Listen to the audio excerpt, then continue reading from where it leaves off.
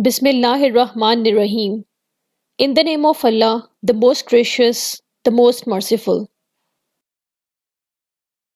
I'm Zees Tariq here, and I welcome you all to Divisional Public School and Intermediate College, Lahore. Today we are going to learn Unit number 4, Arrays, from Class 10th Computer Science book.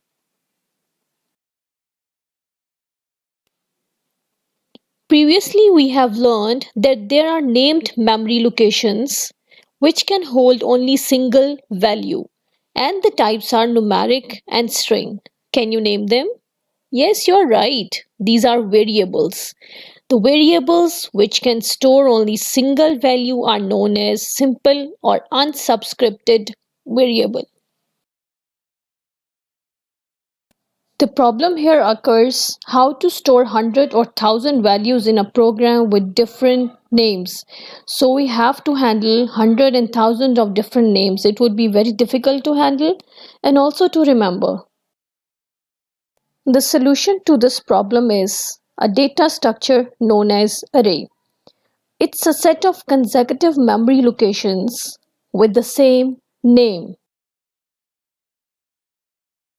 As you know, an array can store data of the same type.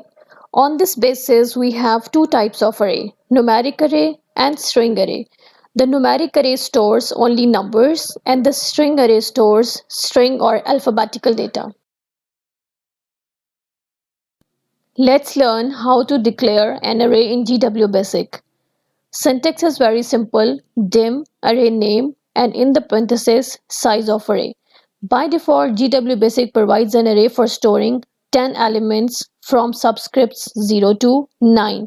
But if you want to use more elements till 255, then you have to use dim keyword, which stands for dimension. For example, num5 or dim num20. You can see when the number of elements are increased from 10, we have to use the dim keyword. This is the numeric type of arrays.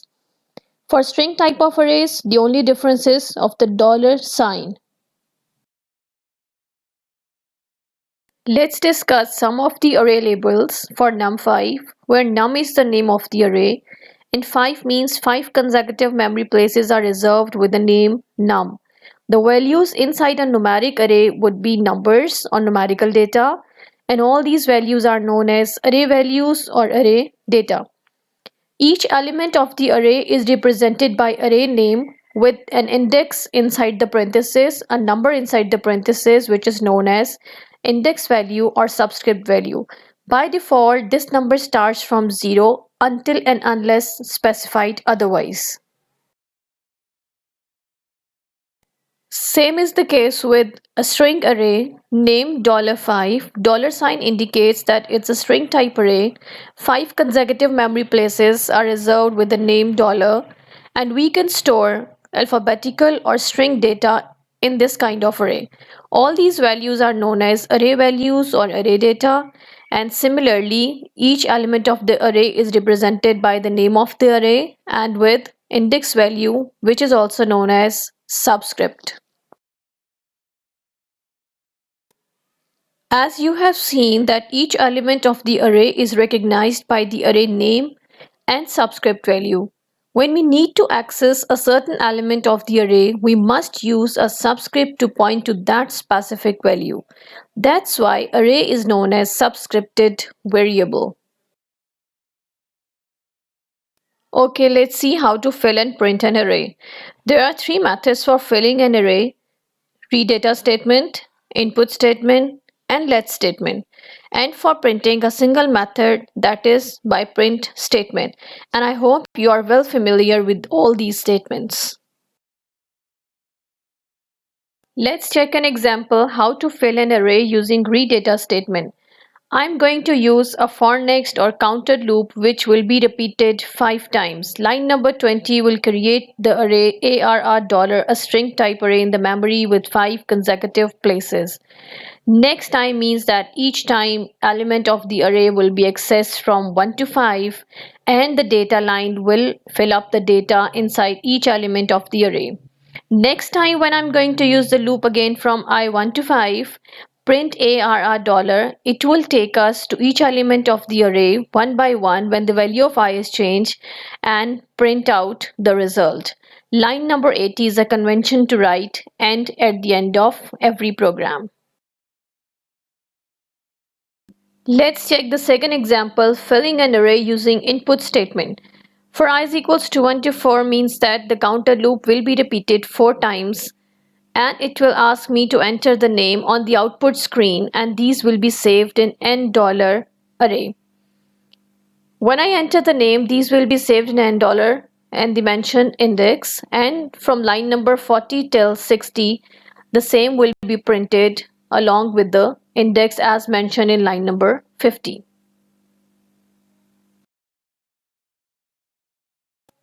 The third method of filling an array is by using let statement. For I is equals to 1 to 3, line number 20 will declare a numeric type of array A with 3 places in the memory and will store the same value of I inside each element by using next I. From line number 40 till 60, the array will be printed with the values 1, 2, and 3. Let's see the types of array. Two major categories are one-dimensional array and two-dimensional array. One-dimensional array is also known as linear array or vector array. It has only a single row or a single column. Let's check out how to declare 1D or one-dimensional array. The syntax is the same as we have already learned for the array. Line number, dim array name, and in parentheses the size of the array. For example, 10 dim marks 5. Marks 5, marks is the name of the array. 5 means that 5 places are reserved in the memory with the name marks. And marks of different students in a subject will be stored in this type of array, with each element is identified with a different subscript from 0 to 4. Let's check out an example of 1D array. I'm going to calculate the sum and average. For that I have declared an array marks with 5 places in the memory, and in this array I'm going to store different students number in the same subject in marks 1, 2, 3, 4 and 5 respectively. These marks or numbers will be saved by using a counter loop or for next loop, and it's your choice. You can use input or read data statement. The sum will be calculated by adding up the marks and the average by dividing sum by 5, and we can print the result by using the print statement. The sum and average program in GW Basic would be like this. For I is equals to 1 to 5, read marks I. Line number 20 is creating an array with the name marks with 5 places as our loop is repeating 5 times. In line number 30, we are calculating the sum of all the numbers we have added in the array. Sum is equals to sum plus marks I and next I. This part of the program is just storing the numbers of 5 different students in the same subject and calculating the sum. You will be wondering, where is the data line? The data line can be given the very next to next I, but outside the loop body, or you can write it in the end as I did. The next line is calculating the average, sum divided by 5. And this part of the program is just for the printing. I'm going to print all the marks by using the loops from line number 60 till 80, and in line number 90 I'm going to print the sum, and in line number 100 I'm going to print the average. All the results are there, and in the last you can give the data line. The output will be shown like this: all the marks first, then sum, and then average. Now let's come to the second type of array, that is two-dimensional array. It's not included in your SMART course, but the example of how to fill a two-dimensional array is included. That's why you have to take the concept of two-dimensional array. It is also known as table, matrix, or array of one-dimensional array. It has multiple rows and multiple columns. Let's see how we can declare 2D array in GW Basic. The syntax is line number, dim, array name, row, and column. There are two indices this time. The first one is representing row and the second one is representing the column. For example, if we say dim A4, 3 means that there is an array having 4 rows and 3 columns, and each cell is representing by a specific row and column. For the first one, it's A00, A01, A02. You can see the row is the same, that is 0, but the column is continuously changing. Similarly for the second one, third one and fourth one. But if you see vertically in the column 0, then A00, A10, A20 and A30, the column is continuously same but the rows are changing. Let's check out how to fill and print a two-dimensional array. For filling, we are going to use read data or input statement, and the nested loop will be used. One is for changing the row index and the second one for column index. For printing, we are going to use the print statement as we have used in 1D array. Let's take an example of 2D array. Get the logic first. I'm going to take three arrays of having equal number of rows and columns, that is 2, 2. 2 rows and 2 columns of each A, B and Z.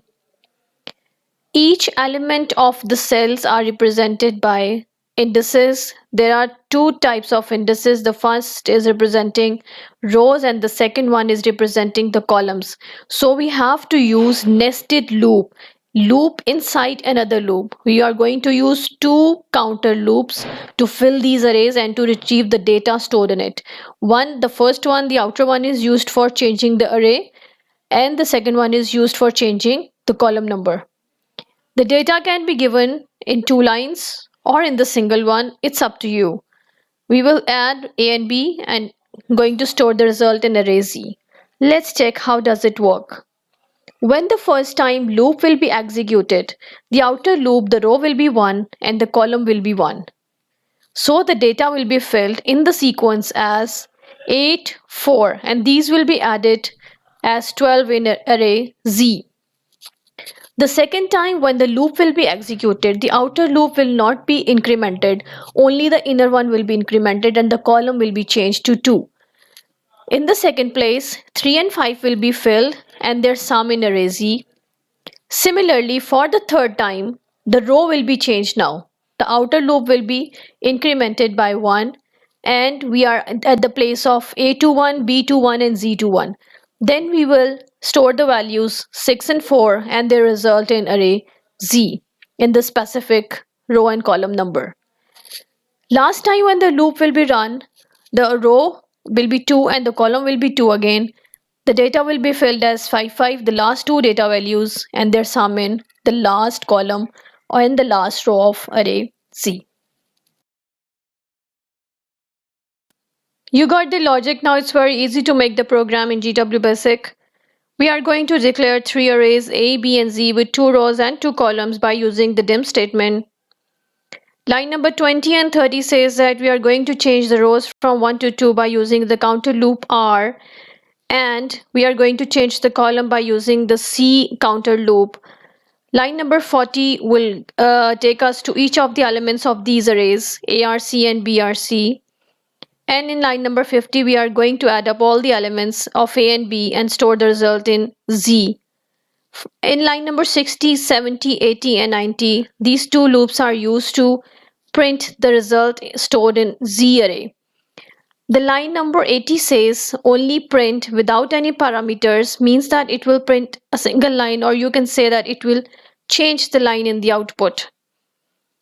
Line number 100 and 110 has the data lines. You can write it in the single line or the double as you want. The output would be displayed like this. Go grab the links of unit number 4, Smart Syllabus, notes and exercise, short and long questions, and objective in the form of MCQs in the description of this video below. For linked videos and related stuff, follow me on Facebook and YouTube. Till the next video, take care and Allah Hafiz.